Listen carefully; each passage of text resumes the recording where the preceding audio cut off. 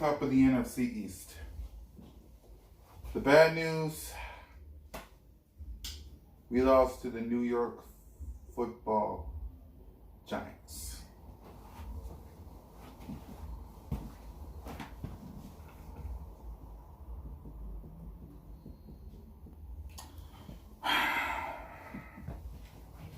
Doug Peterson, you should not be getting on the bus. You should not get on the bus. The New York Giants. The New York Giants. The New York Giants. Washington was bad. Now the New York Giants. Fulgham and Rager could have caught the ball. The running game was working. Why couldn't you keep it up? I don't blame Carson Wentz that much because he was so-so. He was 50-50. 50 good, 50 bad. He was so-so. At least he didn't throw no interceptions. I'll give him a pass. He didn't throw no interceptions. But he threw some balls too high for the guys to catch it. But Rager and Fulgham, the ball was right there. I expected more from you guys. And my defense.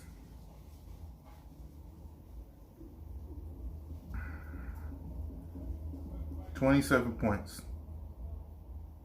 27 points. Are you kidding me? Are you kidding me? That was the worst play call that Jim Schwartz have ever designed in his life. The worst. That was the worst. Doug Peterson should go. I never said that in my life when it comes to a head coach. But if you can't get an offensive coordinator or a quarterback coach that can beat it in Carson Wentz's noggin, I mean, he didn't have no interceptions. Okay. He didn't have no interceptions.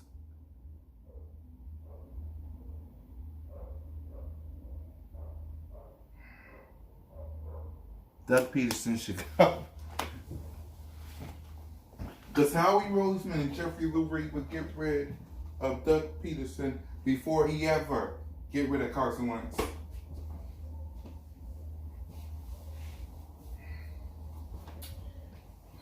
The New York Giants, man. The New York Giants. So now in order to win this dang division, in order to get away this division, you're going to have to beat Washington. You're going to have to beat the Cowboys. Let's not forget you still got the Browns. You still got the Saints.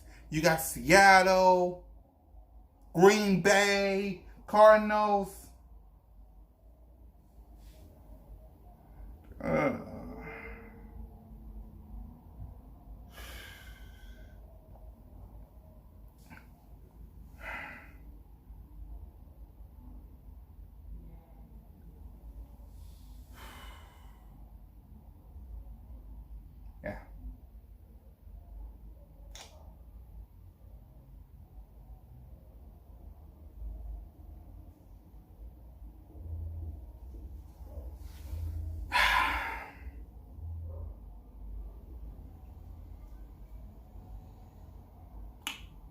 Doug Peterson should either find himself an offensive coordinator or the quarterback coach, or you should be gone today.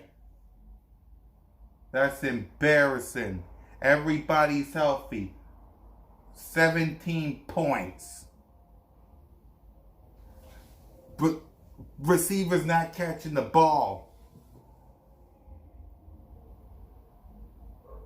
The penalties on our defense, man. The penalties.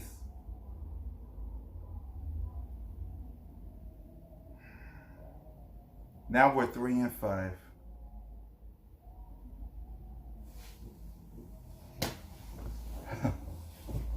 Personal foul by Malik Jackson. 15-yard penalty.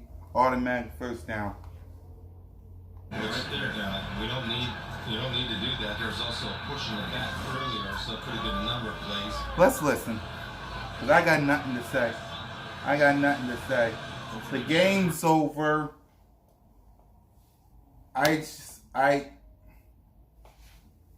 Doug should go. Doug Peterson should go right now. Doug Peterson should go. The game's over. 3-5-1.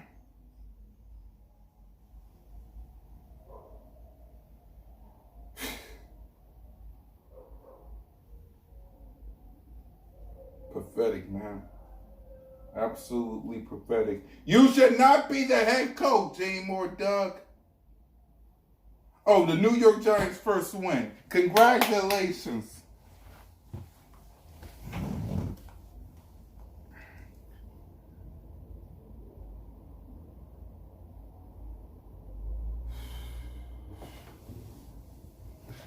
I got no words. None. Just none.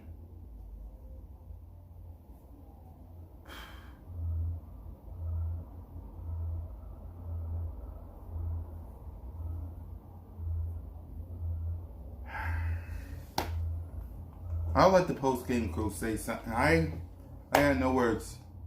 I just got no words. Like, Doug Peterson should go. Lord, Doug Peterson should go. I'll let them. I got no.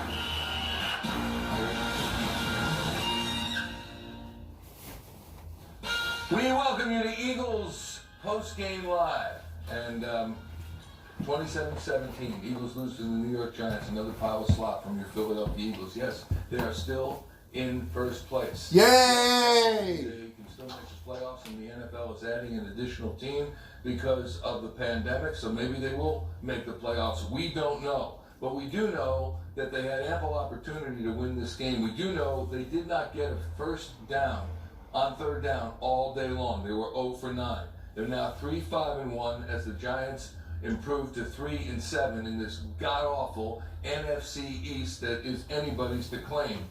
If they had won tonight, though, if they had won on this day, the Eagles would be 4-4-1. Giants would have been 2-8. Washington would have been 2-7 along with Dallas, and they would have basically locked this thing up. Why did they fail to win?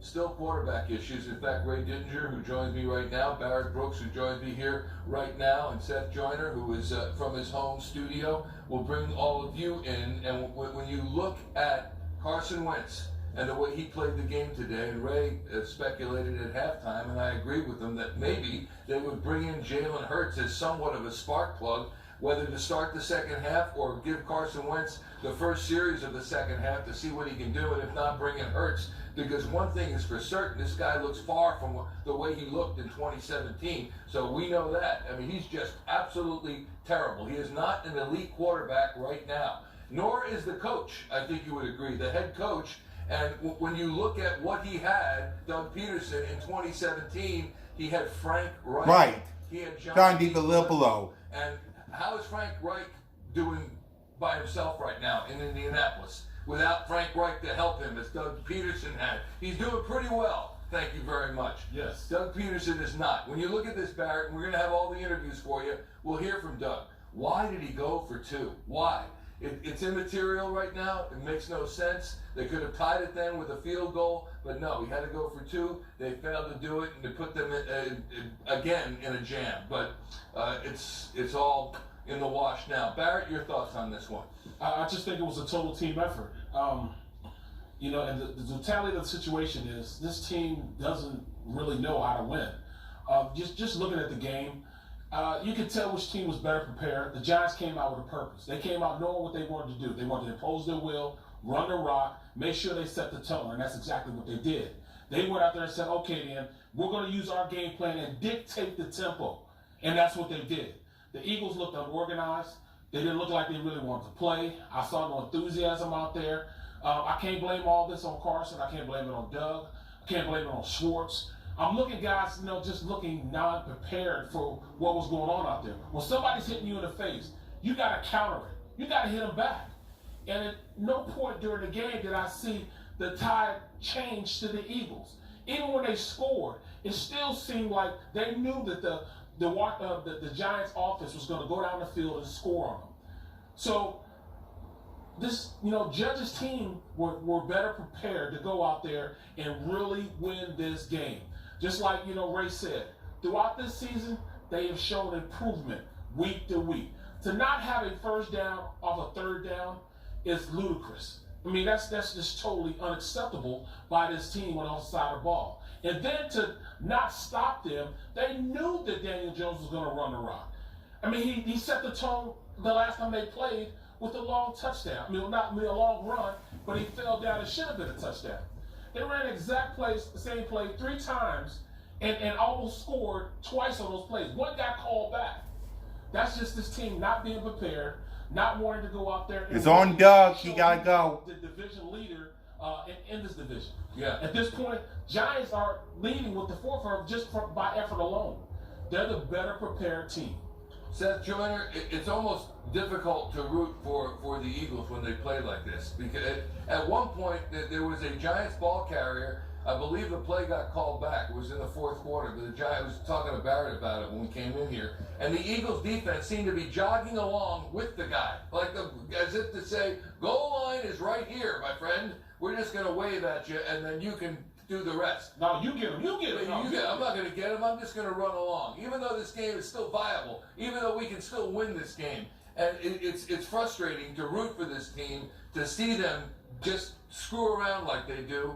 And today was part and part. Today was case right there to show what they have failed to do throughout this season. What do you think of this one, Seth? Get himself. Seth. Hey, listen, Michael, you're 100% correct. The one thing that you get paid for is you get paid for effort. It's the one thing, if you love the game and you really want to be great at it, that, no coach should have to cattle prod you to give effort. You know what the game consists of, but, when you look at it, you really break this game down, it comes down to, 2 factors. The Eagles got dominated, in the trenches. The offensive line got dominated. The defensive line got dominated. And when you can't control the line of scrimmage, you're not going to win football games. I tweeted it during the game. If they don't turn it around where they can dominate the line of scrimmage, then they're just not going to win this football game. And it's exactly what happened.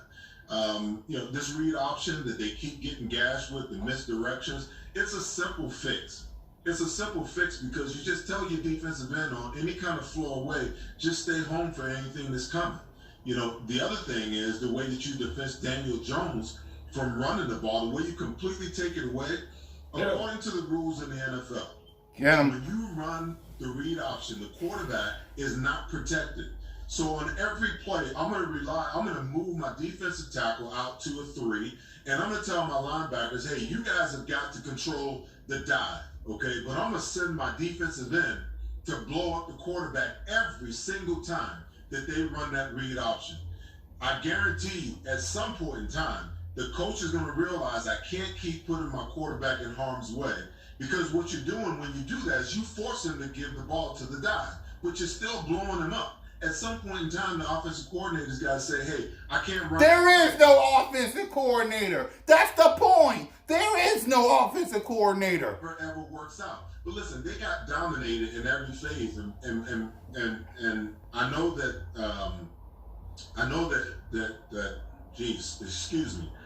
Barrett said that I can't put it all on Carson, I can't put it all on Doug, I can't put it all on Jim. I disagree. You can put it all on because, listen, Carson is still not playing well. I told you guys weeks ago that there's a quarterback problem. I told you, you look at Doug, his play calling, you put Jalen Hurts in the game, and the problem is when you put him in the game, team, because they know you. All right, y'all. Congratulations to the Giants.